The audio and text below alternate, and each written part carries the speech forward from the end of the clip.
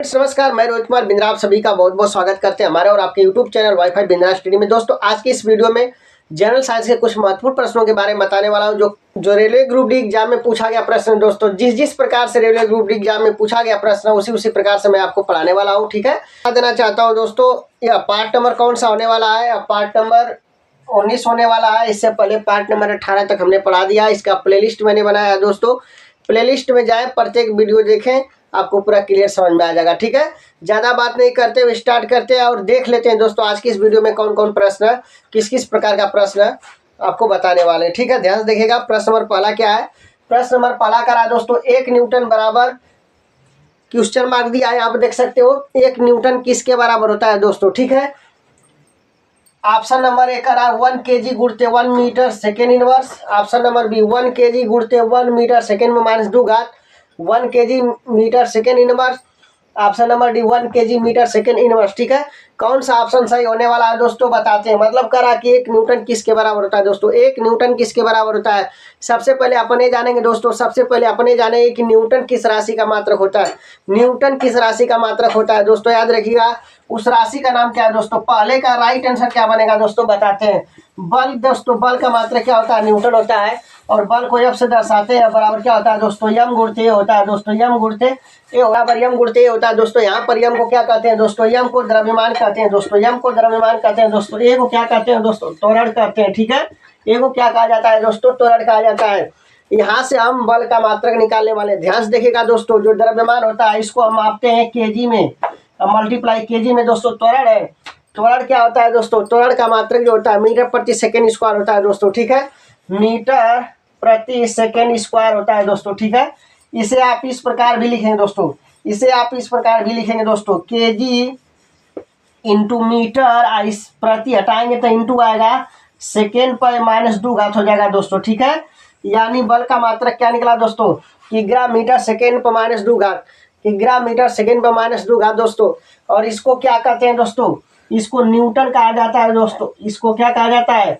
Newton कहा जाता है। यानी आप कह सकते हैं दोस्तों 1 न्यूटन बराबर दोस्तों 1 किग्रा मीटर सेकेंड में -2 घात होता है दोस्तों। 1 किग्रा मीटर सेकेंड में -2 घात होता है दोस्तों। ठीक है, ऑप्शन में देखते हैं कौन सा मैच करा दोस्तों। ऑप्शन नंबर ए नहीं मैच करा, गलत है। ऑप्शन नंबर बी यहाँ पर मैच करा दोस्तों। ऑप्शन नंबर बी मैच करा, 1 किग्रा मीटर सेकेंड -2 घात, यानी option number B correct answer दोस्तों। ऑप्शन नंबर सी गलत है, डी भी क्या है? गलत है। ठीक है, यानी 1 न्यूटन बराबर कितना होता है दोस्तों? यानी 1 न्यूटन किसके बराबर होता है दोस्तों? याद रखिएगा, 1 किग्रा गुणित 1 मीटर सेकेंड -2 घात के बराबर होता है। ठीक है, उम्मीद करता हूँ प्रश्न नंबर पहला आपके समझ में आ गया होगा। ठीक है, अब आते हैं दोस्तों प्रश्न नंबर दूसरा की तरफ। ठीक है, हाँ तो दोस्तों अब आते हैं प्रश्न नंबर दूसरा की तरफ। ठीक है, प्रश्न नंबर दूसरा क्या करा दोस्तों? ध्यान से देखिएगा, करा अच्छा और इस तरह प्रश्न नंबर दूसरा करा दोस्तों, 4.6 किलोवाट घंटा बराबर कितना होगा दोस्तों? याद रखेगा, ऑप्शन नंबर ए दिया 14.0 गुणित 10 के पावर 6 जूल, 16.56 गुणित 10 के पावर 6 जूल, 14.1 गुणित 10 के power 8 joule. Option number D में दिया दोस्तों 14.4 गुणित 10 के पावर 5 जूल। अरे सब तो आंसर जूल में न दिया है, यहाँ पर सब आंसर जूल में दिया है, तो आपको भी आंसर जूल में ही लाना है। ठीक है, ध्यान से देखिएगा, इसका आंसर बताते हैं दोस्तों, इसका सॉल्यूशन बताते हैं, दोस्तों, इसका सॉल्यूशन बताते हैं दोस्तों, दूसरके का सॉल्यूशन बताते हैं दोस्तों। ध्यान से देखिएगा, दूसरके का सॉल्यूशन बताते हैं। चूंकि आप जानते हो, चूंकि क्या जानते हो दोस्तों? चूंकि 1 किलोवाट घंटा बराबर 1 किलोवाट घंटा बराबर दोस्तों, 1 किलोवाट घंटा बराबर दोस्तों होता है 3.6 गुणित 10 के पावर 6 जूल होता है दोस्तों। याद रखिएगा, ठीक है, 3.6 गुणित 10 के पावर 6 जूल होता है दोस्तों। अब बताइए दोस्तों, एक कलम का दाम 5 रुपया, एक कलम का दाम 5 रुपया, तो 2 कलम का दाम 10 रुपया। उसी प्रकार 1 किलोवाट घंटा में इतना जूल, तो इतना किलोवाट घंटा में कितना जूल, गुणा हो जाएगा कि ना हो जाएगा? लिखेंगे, इसलिए यहाँ पर लिखेंगे दोस्तों, इसलिए 4.6 किलोवाट घंटा बराबर गुणा कर देंगे 3.6 गुणित 10 के पावर 6 गुणित 4.6 जूल हो जाएगा। गुणा उड़ा कर लीजिएगा, इसका गुणा करने पर आंसर आएगा 16.56 गुणित 10 के पावर 6 जूल। ये है राइट आंसर। ठीक है, option number B right answer है। उम्मीद करता हूँ प्रश्न नंबर दूसरा भी आपके समझ में आ गया होगा। अब आते हैं प्रश्न नंबर तीसरा की तरफ। ठीक है, हाँ तो दोस्तों बातें प्रश्न नंबर तीसरा की तरफ। ठीक है, ध्यान से देखिएगा प्रश्न नंबर तीसरा क्या सबसे पहले अपन पढ़ते हैं। ठीक है, प्रश्न नंबर तीसरा क्या दोस्तों, ध्यान से देखिएगा दोस्तों। करा 2 किलोवाट घंटा बराबर क्वेश्चन मार्क दे रखा है ना, 2 वाट घंटा बराबर क्वेश्चन मार्क मतलब 2 किलोवाट घंटा में कितना जूल होगा। ठीक है, सभी तो आंसर जूल में ही दे रखा है ना, तो मैं आपको बता देता हूँ। ध्यान से देखिएगा, गजब का शानदार जानदार प्रश्न है। अभी इससे पहले मैंने प्रश्न बताया, ठीक है, लेकिन इसको भी बताते हैं। ध्यान से देखिएगा, ठीक है, कैसे लगेगा कि सर्गे का सोल्यूशन क्या होगा दोस्तों। ध्यान से देखिएगा, ठीक है, कि सर्गे का सोल्यूशन 2 किलोवाट घंटा में कितना जूल होता है बताते हैं।